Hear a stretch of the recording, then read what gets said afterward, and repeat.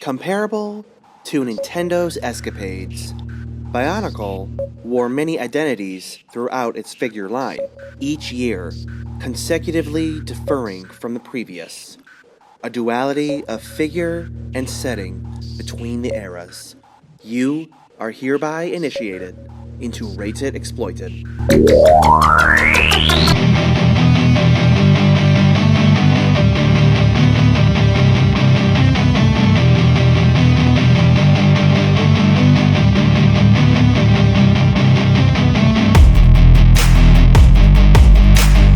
The first 5 years, 2001 through 2005, collectively inhabit Matanui and Metronui.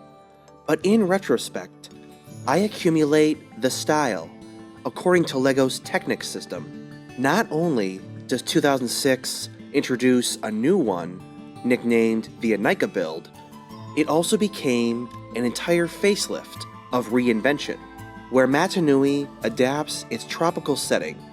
Metronui goes for industrial theming, but Voyanui goes all out in urban theming. From the new canisters into fully articulate figures. Take a Hortica figure, display it beside an Bionicle, 1 year apart, 2 different systems, 3 in total from LEGO. This diverged build, a new identity to Bionicle. For any doubting this face of LEGO, now, the question is that Bionicle? Retroactively, 2005 concludes the first book.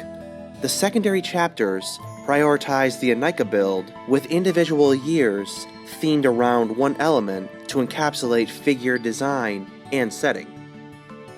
In a diverting tangent, TV Tropes lists 2005 under seasonal rot. Definition: an installment in any long-running series that is widely held to be of notable poorer quality than other installments, often tied to the dislike of a specific arc, that can also befall episodic shows.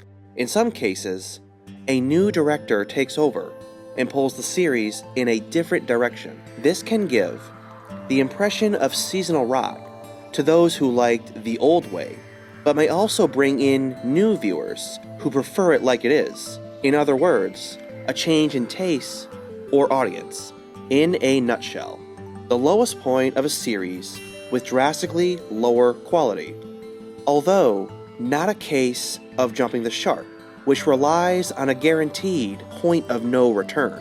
Stagnation is what I felt in 2005, but I didn't want a return to Matanui.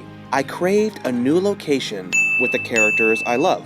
I wanted Jala to become a Toa, for Hali to have a great mask of sensory awareness, but that would require 6 prominent Matoran to be chosen as a new Toa Team.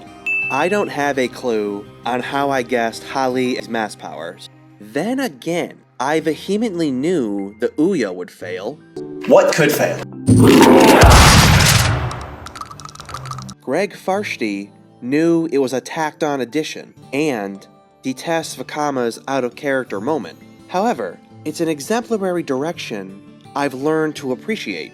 To exemplify, are you familiar with another trope known as third film curse? It is a trend dating to the earliest of sequel franchising. The consistency with film 3 apparently lower in quality. The prevalence so infectious, it's second nature to filmgoers. But allow me to make another comparison. I'm a fan of At World's End, and another third installment from the same year, Spider-Man 3. Let it be known, I love both these films for their strengths while acknowledging flaws. At World's End embraces mythology with a Hans Zimmer score he could have capped off his career with. What if I told you the sets of Black Pearl and Flying Dutchman are not CGI? As for Spider-Man 3 and Web of Shadows, there is a comparison here. By the way, there is also a Spider-Man game titled Web of Shadows. Peter Parker and Vakama narrate our movies through direct first-person view, detailing their story and struggle in moral conflict. Mask of Light and Legends of Metronui entwine Vakama's role by the fate built in Matanui's design.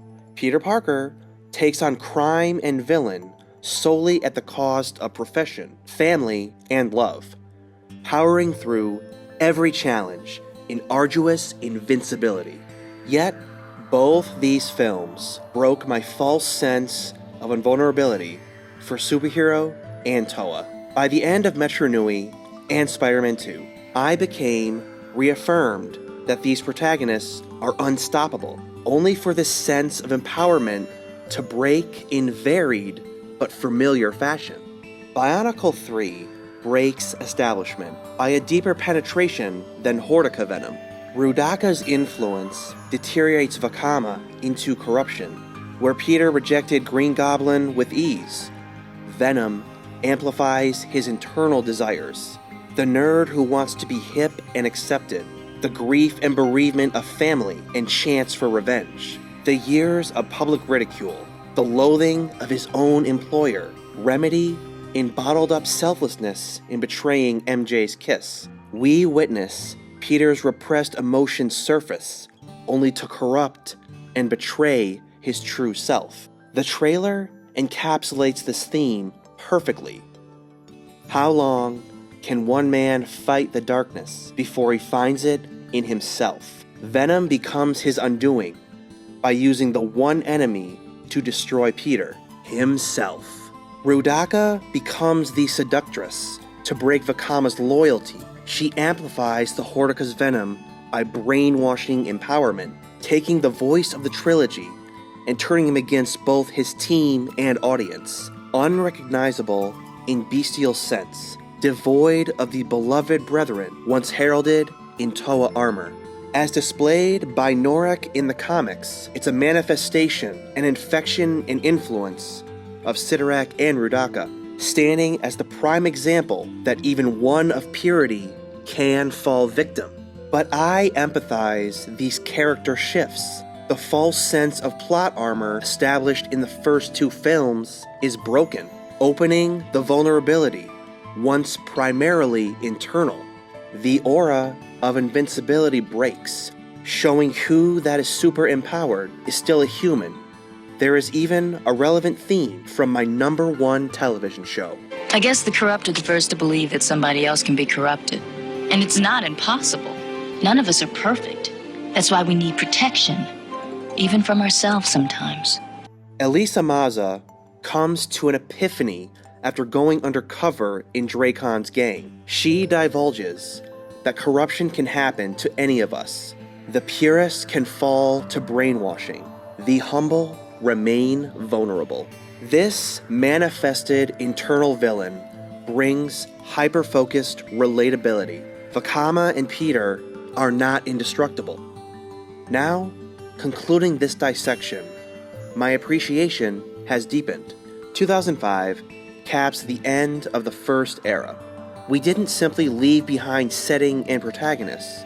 We proactively picked up from the current era for the first time in 2 years. We needed a revival, a refreshing setting, and a new character focus. I am forever thankful 2006 became our catalyst. Finding the Lightstone proves an arduous task amongst the darkness, but there is a skill Web of Shadows empowered from my first view, becoming analytically aware of benefits and detriments. 20 years later, I never would have guessed I'd compare Spider-Man 3 to Web of Shadows. As the lowest point of the franchise, it makes Voya Nui the dominant revival. I'm curious if LEGO felt the same sense of stagnation from behind the scenes. Harkening to this era yields few positives, the introduction of Bionicle playsets being a high point, even if Revenge of the Sith arguably had a better lineup. But I enjoy Web of Shadows far more in regards to the year. I'm aware of the fan following for Rudaka, and I admire the character. She is well written, intimidating, and her voice actress embodies the seductress. Same as Gali Nuva, by the way. Dang, how do I end the video? I made an analytical dive into a pair of unrelated films from a childhood without Zootopia to dominate the genre. I'm 29 minutes away from my shift. and YouTube is down without a confirmed remedy. 20 years later, LEGO capped off the first era, in slime green fashion like the worst of Pokemon shinies. To this day, I've never owned a Visorak figure. Oh man, is this the lowest point of LEGO's history? Do they wish it forgotten while acknowledging the failure of a toy line? Did it almost kill them with a fatal blow into bankruptcy? There are advantages to remember, high points to recall, conclusions to retroactively herald as the end of where 2001 kicked off. I have rectifying news, as the answer is no. Bionicle solidified its role and prevented LEGO's demise, preventing bankruptcy from poor business decisions, decaying relevance, and strong competition. The embodiment of seasonal rot could not keep Bionicle down.